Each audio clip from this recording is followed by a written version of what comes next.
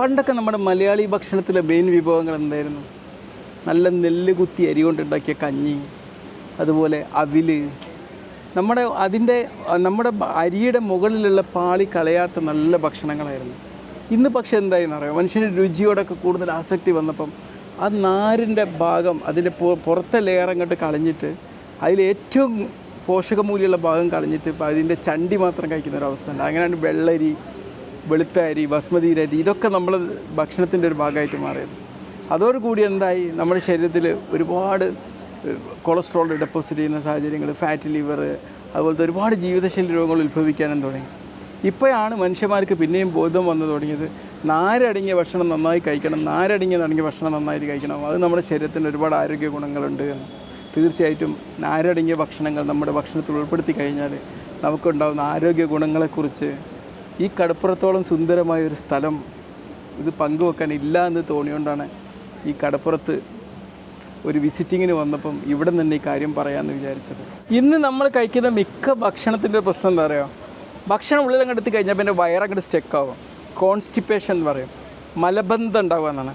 ഇത് തടയാൻ നമ്മൾ റെഗുലറായിട്ട് നാരടങ്ങിയ ഭക്ഷണം കഴിക്കുകയാണെങ്കിൽ നമുക്ക് അത് കഴിച്ച ഉടനെ തന്നെ നല്ല റിലീഫ് കിട്ടും.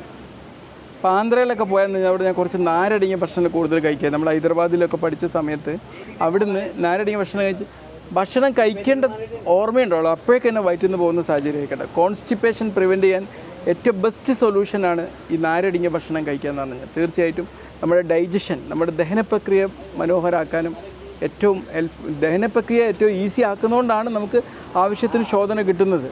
നാരടങ്ങിയ ഭക്ഷണം കഴിക്കുമ്പോൾ ഇത് നമ്മുടെ മലത്തെ ലൂസാക്കി മാറ്റും എന്നുള്ളതാണ്. അപ്പോൾ നമുക്ക് പൈൽസ് അല്ലെ മൂലക്കുരു അല്ലെങ്കിൽ കുട്ടികൾക്കുണ്ടാകുന്ന മറ്റാരോഗ്യ പ്രശ്നങ്ങൾ, ഇതൊക്കെ തടയാൻ എന്താക്കാൻ പറ്റും, നമ്മൾ നാരടങ്ങിയ ഭക്ഷണം കൊണ്ട് സാധ്യമാവും. നാരടങ്ങിയ ഭക്ഷണം കഴിക്കുന്നതുകൊണ്ടൊരു മെച്ചം എന്ന് പറയുന്നത് നമ്മുടെ ശരീരത്തിലേക്ക് എൻട്രി ചെയ്യുന്ന ഒരുപാട് വിഷവസ്തുക്കളെ അവയെ കൂളായിട്ട് മലം വഴി പുറന്തള്ളാൻ അത് സഹായിക്കുന്നുള്ളൂ. അപ്പോൾ നമുക്ക് എന്ത് ചെയ്യാം, കോളൺ ക്യാൻസർ, വയറുണ്ടാകുന്ന മറ്റ് ക്യാൻസർ, ഇതൊക്കെ തടയാൻ വേണ്ടി എന്താക്കും, നമ്മൾ സ്ഥിരമായിട്ട് നാരടങ്ങിയ ഭക്ഷണം കഴിക്കുകയാണെങ്കിൽ നമുക്ക് സാധ്യമാകും. ഫൈബേഴ്സ് അടങ്ങിയ ഭക്ഷണങ്ങൾ കഴിച്ചാൽ എന്തൊരു മെച്ചം എന്നറിയോ, നമ്മുടെ വയറ് അങ്ങോട്ട് ഫുള്ളായി നിൽക്കുകയും ചെയ്യും, എന്നാൽ അമിതമായിട്ട് കലോറി ചെന്നെത്തുകയില്ല. അപ്പോൾ എന്താക്കും, നമുക്ക് വാരി വലിച്ച് കുറേ ഭക്ഷണം കഴിക്കാനുള്ള ഒരു ത്വര അതില്ലാതാക്കും. അപ്പോൾ നമ്മൾക്ക് വെയിറ്റ് ലോസ് ഒക്കെ ആഗ്രഹിക്കുന്നവർക്ക് എന്താ മെച്ചം, വെയിറ്റ് ലോസിന് അത് സഹായിക്കും എന്നുള്ളതാണ്. പിന്നെ നമ്മുടെ ശരീരത്തിൽ ഒരു ബ്ലഡ് ഷുഗറിൻ്റെ ലെവല് വളരെ റെഗുലറായിട്ട് നിലനിർത്താൻ നമ്മൾ നാരടങ്ങിയ ഭക്ഷണം കൊണ്ട് സാധ്യമാവും. അപ്പോൾ എന്താവും, നമുക്ക് ടൈപ്പ് 2 പ്രമേഹം വരാനുള്ളൊരു സാധ്യത അത് ഇല്ലാതാക്കും. ടൈപ്പ് 2 പ്രമേഹം ഉള്ളവർക്കാണെങ്കിൽ അത് നിയന്ത്രിക്കാനും ഇതുകൊണ്ട് സാധ്യമാവും. നല്ലൊരു പ്രമേഹ വിരുദ്ധ പോരാളി തന്നെയാണ് ഈ നാരടങ്ങിയ ഭക്ഷണം എന്ന് പറഞ്ഞാൽ. കൊളസ്ട്രോളിൻ്റെ അളവ് കുറഞ്ഞാൽ എന്താ മെച്ചം, നമ്മൾ ഒരുപാട് ഹൃദ്രോഗങ്ങൾ വരുന്നത് അത് തടയുകയും ചെയ്യും. പിന്നെന്ത് ചെയ്യും, നമ്മളെ ഹൃദയത്തിനെ എന്നും നല്ല ഹെൽത്തി ആയിട്ട് നിലനിർത്തുകയും ചെയ്യും.